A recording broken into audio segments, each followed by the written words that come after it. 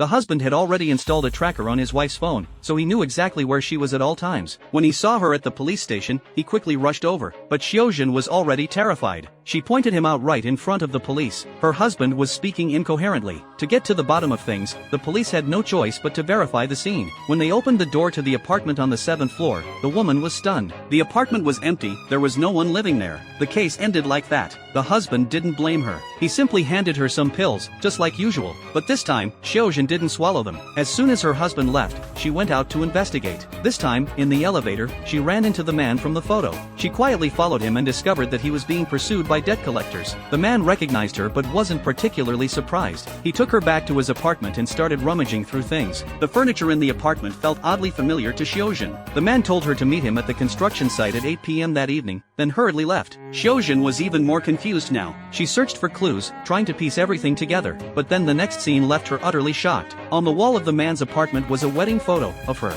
Was he really her husband? If so, who was the man at home with her? That night, she arrived at the construction site as planned, but she was too late. The fake husband was dragging a body and was about to throw it down. In her panic, she was spotted. She had no choice but to confront the fake husband. Xiaojun completely lost control. She slowly backed up to the edge of the building, on the verge of falling. Fortunately, the police arrived just in time to save her. But strangely, the body that had been thrown down had disappeared without a trace. Was it all just an illusion? Xiaojun had completely lost her mind. However, the police noticed something. They broke through a cement wall, and to their surprise, a hand emerged. There was indeed a body hidden there, but it had been dead for a long time. It turned out that Xiaojun wasn't able to predict the future, she was reliving the past.